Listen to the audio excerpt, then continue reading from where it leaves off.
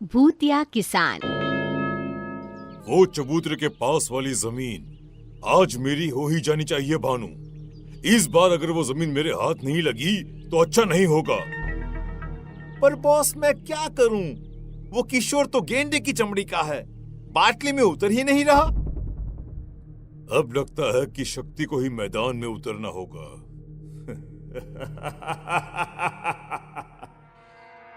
शक्ति एक बिल्डर था जिसका मकसद मधुपुर गांव की जमीन पर कब्जा करना था।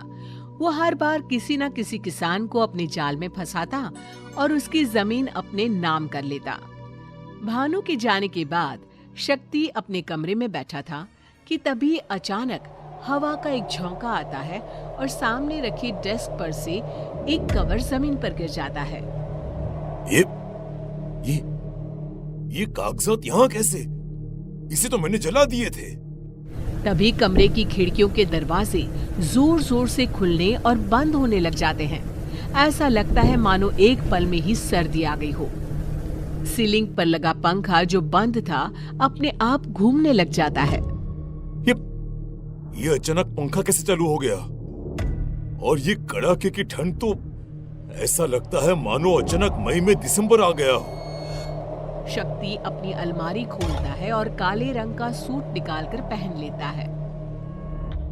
Wilson is back. अब किशोर को ठगने का समय आ गया है। काले सूट और टोपी में शक्ति अपने घर से निकल पड़ता है और किशोर के पास पहुंचता है। एक्सक्यूज मी, जरा सुनिए। शहरी बाबू, कहिए कहिए, मैं कैसे आपकी मदद कर सकता हूँ? मैं एक होलसेलर हूँ। अब आपको मार्केट की तलाश करने की जरूरत नहीं है। मेरे लोग आपके ग्रेन्स डायरेक्टली बाय कर लेंगे। क्या शहरी बाबू, सही में? अब हमको इधर उधर भटकना नहीं पड़ेगा। विल्सन किशोर के अनाजों को नकद रुपए देकर खरीद लेता है। अब तो आपको विश्वास हो गया ना कि मैं कोई ठग नहीं हूँ। अगर आपको अपने बाकी ग्रेन्स भी सेल करना हो तो मुझसे मिलिएगा। कुछ दिनों के लिए मैं आपके ही गांव में हूँ। ये मेरा एड्रेस है। शक्ति वापस अपने घर पर पहुंचता है और भानु से कहता है, जब भी ये शक्ति विल्सन बनता है कोई ना कोई किशन फांसे में ही फंस जाता है। अब देखना, वो किशोर कुछ ही देर में यहाँ आता ही होगा। फिर मैं उससे उसके जमीन के पेपर्स पर साइन करवा लूंगा। तभी दरवाजे पर दस्तक होती है और किशोर अंदर आता है। बाबूजी हमको अनाज बेचना है। क्या करना होगा उसके लिए? शक्ति भानु को देखकर मुस्कुराता है और उसे बाहर जाने का इशारा करता है। इन पेपर्स पर साइन कर दो किशोर। फिर जब भी तुम्हारे खेत में अनाज उगेंगे मैं उन्हें खरीद लूंगा। शक्ति ये कह ही रहा होता है कि तभी किशोर की आवाज बदल जाती है और वो कहता है, कैसे हो शक्ति उर्फ विल्सन? कौन शक्ति? मैं विल्सन ही हूँ। धीरे धीरे किशोर का चेहरा बदलने लग जाता है। वो एक बूढ़ा किसान जैसा दिखने लग जाता है। विजय, तुम तो मर चुके थे। नहीं नहीं नहीं नहीं नहीं, ये नहीं हो सकता। शक्ति बहुत डर जाता है और बाहर भागने की कोशिश करता है। विजय पास ही पड़े बुक सेल्फ की ओर देखता है और वो शक्ति के ऊपर गिर जाता है। जाने दो, मुझे जाने दो, छोड़ दो मुझे। मुझसे गलती हो गई भानु, मुझे बचाओ भानु। शक्ति की आवाज सुनकर भानु वहाँ आता है पर वहाँ कोई नहीं होता।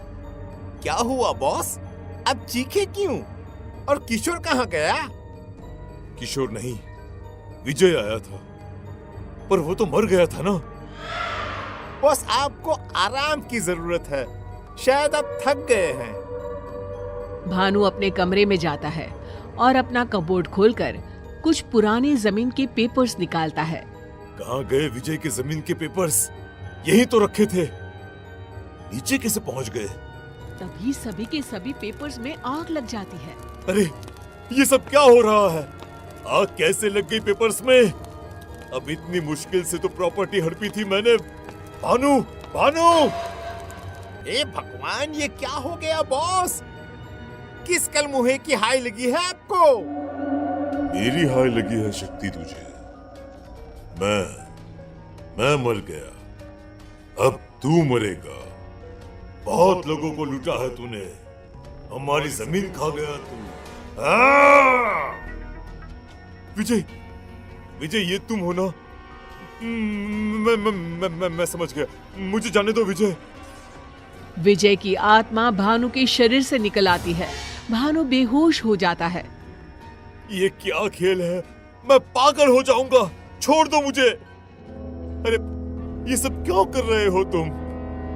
तब विजय की आत्मा अपनी कहानी सुनाना शुरू करती है। मैं गेहूं की खेती किया करता था। कुछ दिन पहले ही मेरी माँ का देहांत हुआ था। शादी के 20 साल के बाद भी मैं बच्चे का मुंह नहीं देख पाया था। पूरे घर में मैं और मेरी पत्नी मनोरमा अकेले हो गए थे। बस खेती ही एकमात्र सहारा रह गया था घर चलाने का और मन बहलाने का। चलता हूं मैं खेत पर। अभी खेत पर? अरे कल ही तो कटाई हुई है ना अनाज की। आज तो खेत पर कुछ काम ही नहीं होगा। तो क्या करूं बोलो? घर बैठा रहूं और इन दीवारों से बात करता रहूं? अरे तुम तो रसोई के काम में लग जाओगी और पूरा दिन कट जाएगा। मैं कैसे काटूं समय? आप ऐसे क्यों बोल रहे हैं जी? मैंने तो बस यूं ही कह दिया था। काम कैसे नहीं है? अभी कटाई हुई है, सफाई होगी, फिर उसे बाजार में बेचना भी तो होगा। जाइए जी, आप खेत पर ही जाइए। शायद उस दिन ना ही मैं घर से बाहर निकलता और ना ही तुम मुझे धोखा देकर उस जमीन पर बिल्डिंग बनाते। तुम्हें जमीन नहीं मेरी आत्मा लूट ली। मैं ये सदमा बर्दाश्त नहीं कर सका और मर गया।